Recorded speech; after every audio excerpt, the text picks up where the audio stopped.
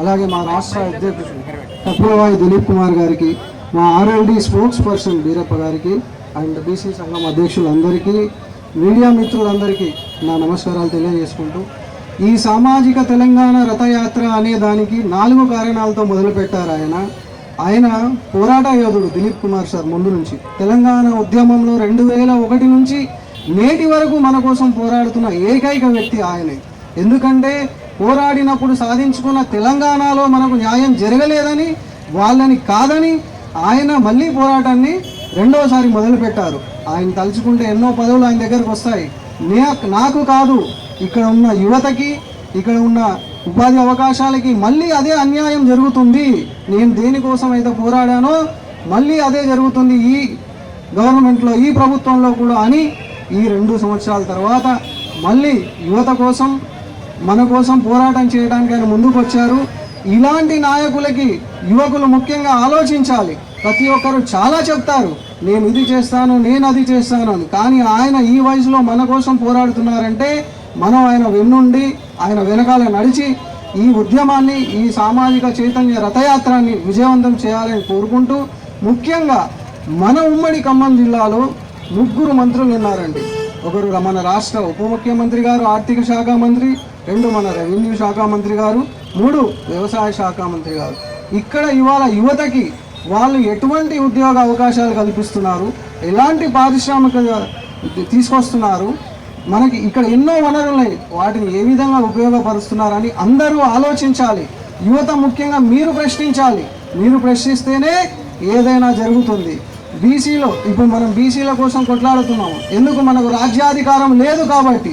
మన vote percentage ఎంత, మనకంటూ మన నాయకులను మనం ఎన్నుకోవడానికి ఆర్ఎల్డి అనేది ఒక వేదిక మీకు. దానికి మా అధ్యక్షులు, రాష్ట్ర అధ్యక్షులు ఎప్పుడూ మీకు తోడ్పాటుగా ఉంటారు.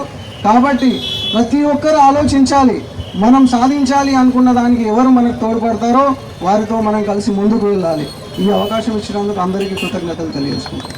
మిత్రులారా, ఈరోజు సామాజిక చైతన్య రథయాత్ర మహబూబ్నగర్, గద్వాల్, వనపర్తి, కల్వకుర్తి, నల్లగొండ, సూర్యాపేట, అశ్వరావుపేట, సత్తుపల్లి దాటుకుంటూ ఈరోజు కొత్తగూడెం జరుగుతుంది. ఈ సందర్భంగా ఘనంగా నాకు స్వాగతం పలికినటువంటి బీసీ నేతలందరికీ కూడా నా హృదయపూర్వక నమస్కారాలు.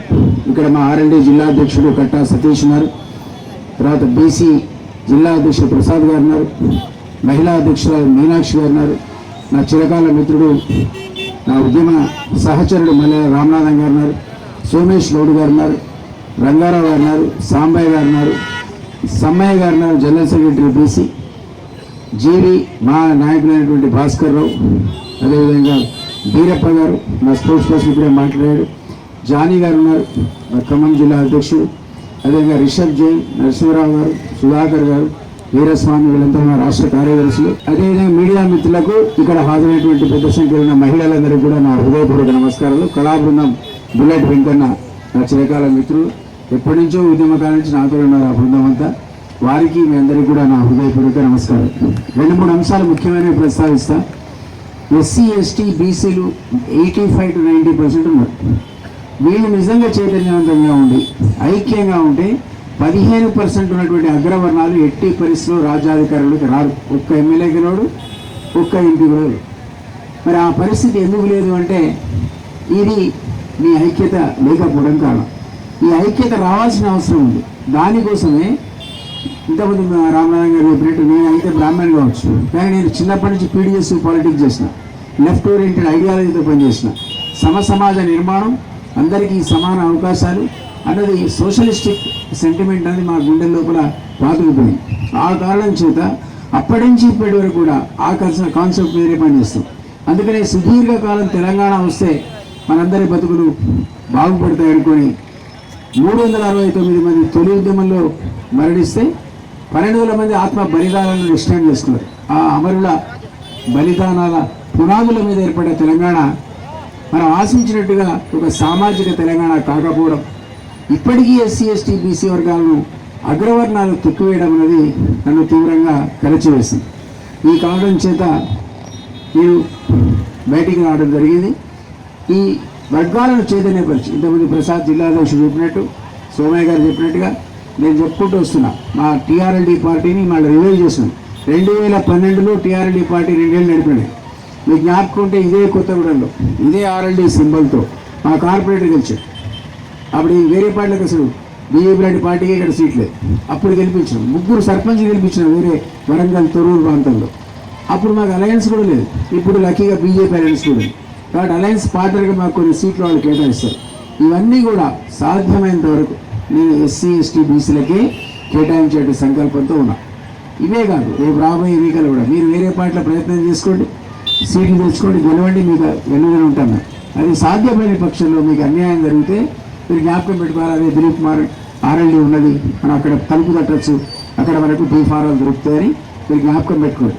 ఎందుకంటే మాకు హిస్టరీ ఉంది. 100% బీఫారాలు 100% 20 సీట్లు పోటీ చేస్తే ఎస్సీ ఎస్టీ బీసీలకే కేటాయించిన చరిత్ర మాది. 2014 జస్ట్ బిఫోర్ తెలంగాణ ఫార్మేషన్ 20 బీఫారాలు ఇస్తే 100% ఎస్సీ ఎస్టీ బీసీలకే ఇచ్చినాడు. సరే, ఆయనకి ఎన్ని ఓట్లు వచ్చినాయి, గెలిచినా గెలవకపోయినా అది వేరే విషయం. ఎందుకంటే అప్పుడు బీఆర్ఎస్ ప్రబలంగా ఉంది. మనందరం కూడా జేఏసీ ద్వారా పోరాడిన ఆ క్రెడిట్ అంతా కూడా టీఆర్ఎస్కు దక్కింది. ఆయన 10 సంవత్సరాలు పరిపాలించినప్పుడు మనం ఉద్ధరిస్తాడు అనుకుంటే ఆ దొరగారి యొక్క దురాఘాతాలు, అవలక్షణాలు, లేకపోతే ధృతరాష్ట్ర పరిపాలన, కుటుంబ పాలన గురించి మీరు టీవీలు చూసేవాళ్ళు, యూట్యూబ్లు చూసేవాళ్ళు ఎన్నిసార్లు మాట్లాడినా మీరు ఉంటారు. ఎన్నోసార్లు చెప్పినా నమ్మకండి బాబు అని. ఆయన నమ్మి 2వ అధికారం తెచ్చింది. ఇక వాళ్ళు ఎంత అవినీతికి పాల్పడ్డారో నేనేం సర్టిఫికేట్ ఇవ్వాల్సిన అవసరం లేదు. స్వయంగా ఆయన కూతురే నేను చెప్పిన దానికి అంతా సర్టిఫికేట్ ఇచ్చేసింది. చాలా అవినీతి జరిగింది, దానికి కారణం ఈయన అన్నది. వాళ్ళ నాయన అని అంటలేదు, ఉన్నాడో లేడో కాంగ్రెస్ ప్రభుత్వం ఏర్పాటు చేసినటువంటి రకరకాల కమిషన్లు తెలుస్తాయి, ఉన్నాడో లేదో తర్వాత చూద్దాం. కానీ అవినీతి జరిగింది అనేది ఒప్పుకుందాం. ఆమె కంటే గొప్ప సాక్ష్యం ఏం కావాలి? అట్లాంటి ప్రభుత్వాన్ని కూరదోయడంలో కాంగ్రెస్తోనే సాధ్యపడితే నేను కూడా పోయిన ఆ పార్టీ కోమటిరెడ్డి రాజగోపాల్ గారితో పాటు, వెంకటరెడ్డి గారితో పాటు, మోతుపల్లి నర్సుతో పాటు ఇక బియ్యంతో సాధ్యపడదు. ఈ దురాగత పాలన అంతం చేయాలనే సంకల్పంతో పోతే ఆయనకు 10 ఏళ్ళు పడితే 10 నెలలే పట్టింది. సేమ్ రిపీట్ అయింది. అరే అక్కడ 6 దోపిడీ చేసిన ఆ బాబుని మనం ఘోషిస్తే ఇప్పుడు ఊరికి 6 తయారై ఇదో ప్రాబ్లం అయిపోయింది. ఈరోజు నేను అనడమేంది, కొండా సురేఖ గారు చెప్పారు మా సహచర మంత్రులు కమిషన్ ఇచ్చినప్పుడు పనులు వేరన్నారు. మనం ఉన్నది కదా మంత్రి అంటుంది. అరే కమిషన్లు తీసుకొని పనిచేసే మంత్రులు మీరు మంత్రివర్గాలు ఉంచొచ్చా? సీఎం అనేవాడు ఆ మాట నాకు ఏం చేయాలి? తక్షణంగా తీసేసి ఉద్యమకారులు పెట్టుకోవాలి. ఉద్యమకారులు లేరండి దగ్గర. కోమటిరెడ్డి రాజగోపాల్ ఇంటికి పోయి అప్పుడే ఎలక్షన్స్లో రాహుల్ గాంధీ ప్రామిస్ చేశాడు, నువ్వు పార్టీకి రా, ఆయనతో పోయిన పార్టీ మారిన నీకు మంత్రి పదవి ఇస్తాడు. ఆయన పాపం నమ్మిపోయాడు, గెలుచుకొచ్చాడు. మళ్ళీ ఆయన ఇంట్లో పండుకుంటే పోయి భువనగిరి ఎంపీ ఓడిపోతాడు అనే భయానికి మళ్ళీ పోయి ప్రామిస్ చేశాడు, నువ్వు తిరుగు గెలిపించి మళ్ళీ మంత్రి చేస్తాడు. మళ్ళీ మర్చిపోయారు. 2 ఏళ్ళ ఇంక పాపం కోమటిరెడ్డి రాజగోపాల్ లాంటి శక్తిమంతుడు, ఒక రకంగా నిజాయితీపరుడు ఇంట్లో పడుకునే పరిస్థితి. ఆ రకంగా తీవ్ర అసంతృప్తితో కాంగ్రెస్ పార్టీలో ఉన్నటువంటి 40-50 మంది ఎమ్మెల్యేలు ఉన్నారు. ఇది ఒక విషమ పరీక్ష. రేవంత్ రెడ్డికి ఎట్లా సాల్వ్ చేసుకుంటున్నా తెలియదు. ఈ సమస్యకు ఆయన ఒక పరిష్కార మార్గం చూడకపోతే ఈ సర్కారు 3-4 నెలలలో వాళ్లే కూల్చేస్తారు. దాని నేతృత్వం కోమటిరెడ్డి రాజగోపాలే వహిస్తారు. ఇది ఒక అంశం. ఇక రెండోది, ఈ ప్రాంతంలో నేను ఫారెస్ట్ ఆఫీసర్గా పనిచేసిన చాలా సుదీర్ఘకాలం 10-12 ఏళ్ళ నా ఫారెస్ట్ సర్వీస్ అంతా రేంజ్ ఆఫీసర్గా, అసిస్టెంట్ కన్జర్వేటర్గా, డిఎఫ్ఓగా ఈ ప్రాంతంలోనే చేసిన. ఆ రోజుల్లో మొత్తం ఉమ్మడి రాష్ట్రంలో 55% అడవులు ఉండే మన దగ్గర, ఏ జిల్లాలో లేవంట. అట్లాంటిది ఓపెన్ కాస్ట్ మైనింగ్ ద్వారా సర్వనాశనం అయిపోయింది అడవి. అసలు సత్తుపల్లి, మన కొత్తగూడెం, ఇల్లందు, మణుగూరు ప్రాంతాల లోపల తాగునీరు విషతుల్యం అయిపోయింది. ఇది మనం ఊహించింది కాదు. ఎందుకు తాగుతున్నావు, ఎవరికి ఇస్తున్నావు ఈ లాభాలు? కార్మికులను వాటాదారు చేయి దమ్ముంటే వాళ్ళకి బోనస్ ఇవ్వడం కాదు, షేర్ హోల్డర్ చేయాలి. మీకు ఎగ్జాంపుల్ చెప్తా. ఇన్ఫోసిస్ కంపెనీ తెలుసు కదా మీకు, ఫేమస్ నారాయణమూర్తి. ఆయన డ్రైవర్ గట స్టార్టింగ్లో 10,000 షేర్లు ఇచ్చిందట. 5 ఏళ్లలో కోటీశ్వరుడు అయిపోయినా. మన కార్మికులు కూడా కావచ్చు కదా. సీఎం చెప్తున్నాడు మహిళలందరినీ కోటేషన్ చేస్తాను. ముందు సింగరేణి కార్మికులు చేయి, వాళ్ళకి షేర్లు, నీకు వచ్చే లాభాలు పంచు. ఆ ఓపెన్ కాస్ట్ కూడా మానేసి అండర్ గ్రౌండ్ మైనింగ్కు మోడర్న్ టెక్నాలజీ, సాంకేతిక పరిజ్ఞానం వచ్చింది. తద్వారా చేస్తే ఈ విషయం ఎర్రదల్లి కార్యక్రమం కానీ అడవులు, అటవీ జంతువులు పని ఆగిపోతుంది. నా రిక్వెస్ట్ నేను డిమాండ్ చేస్తున్నా. ఇది కాకుండా సింగరేణిలో పనిచేసే చాలామంది మిత్రులు నా వెనక్కున్నారు, కింద ఉన్నారు, మా జీవి ఉన్నాడు. నుంచి రిటైర్ అయ్యాడు. వాళ్ళందరికీ తెలుసు సింగరేణిలో పతాక స్థాయిలో అవినీతి జరుగుతుంది, విపరీతమైన కుంభకోణాలు జరుగుతాయి. నేను కూడా ఈ ప్రాంతం వాడి కాబట్టి ఈ పక్కకున్న పాత పోచారం కొత్త పోచారం నా ఊరు, ఇక్కడి నుంచి 30 కిలోమీటర్లు ఉండదు. ఇదంతా చూసిన వాడిగా నాకు ఆవేదన, అరే ఇదేంటి అవినీతి, ఇంత కుంభకోణాలు ఏంటి. కేంద్ర ప్రభుత్వం ఇందులో 49% షేర్ హోల్డర్ కాబట్టి రాష్ట్ర ప్రభుత్వం అనుమతి కూడా అవసరం లేదు. నేరుగా సిబిఐ దర్యాప్తు ఆదేశించాలని నేను రిక్వెస్ట్ చేస్తా ఉన్నా. సింగరేణి లాభాలు వస్తే కార్మికులకు చెందాలి, షేర్ హోల్డర్స్ చేయాలి, వాడదాలు చేయాలి తప్ప ఈ విధమైనటువంటి విధ్వంసానికి కానీ అవినీతికి కానీ తావులేని పరిస్థితి కేంద్రం చొరవ తీసుకోవాలని నేను ఈరోజు మీ ముఖంగా ప్రజాముఖంగా మీడియా ముఖంగా రిక్వెస్ట్ చేస్తాను. ఇంకొక చిన్న అంశంతో ముగిస్తా. రాష్ట్రీయ లోక్దళ్ అనేది బీసీ ఎస్సీ ఎస్టీల ఎంపవర్మెంట్కే కాదు, యూత్ ఎంపవర్మెంట్ కూడా ప్రయత్నం చేస్తాం. మేము ఇప్పటి వరకు 12 జాబ్ మేళాలు పెట్టినాం. బీజేపీలో ఉన్నప్పుడు labour and employment minister Dattatreya గారు ఉంటే వారి సహకారం సౌజన్యంతో 10,000 మందికి ఉద్యోగాలు ఇచ్చినారు 10 జాబ్ మేళాలు. ఇటీవల హైదరాబాద్లో ఇప్పుడు మాకు మళ్ళీ స్కిల్ మంత్రి జయంత్ చౌదరి గారు మా మంత్రి కాబట్టి ఆయన సౌజన్యంతో ఆయన సహకారంతో మొన్న మేము జాబ్ మేళా పెడితే 5,000 మంది వచ్చారు. 5,000లో 2,300 మందికి ఉద్యోగాలు ఇచ్చినారు. ఇది మామూలు విషయం కాదు. ఇట్లా R&D పార్టీకి ఒక ఛానల్ ఉంది, లక్ష్యం అని ఒక ఛానల్, యూట్యూబ్ ఛానల్ మాది లక్ష్యం. అది యువకులంతా నిరుద్యోగులంతా సబ్స్క్రైబ్ చేసుకోండి. మీడియా ద్వారా దానికి దయచేసి ప్రాచుర్యం ఇవ్వండి. యువకులు దాన్ని సబ్స్క్రైబ్ చేస్తే ప్రతి 2 నెలలకు ఒకసారి నేను జాబ్ పెడతాను. ముఖ్యంగా నన్ను గ్రాడ్యుయేట్గా 2 సార్లు ఆశీర్వదించిన నల్లగొండ, ఖమ్మం, వరంగల్ ప్రజల కోసం ఆయా ముఖ్య పట్టణాల్లో ఎవ్రీ 2 monthsకు జాబ్ మేళా. నేను చెప్పిన పద్ధతిలో స్కిల్ మినిస్టర్, ఎంప్లాయ్మెంట్ మినిస్టర్ మా జయంత్ చౌదరి కాబట్టి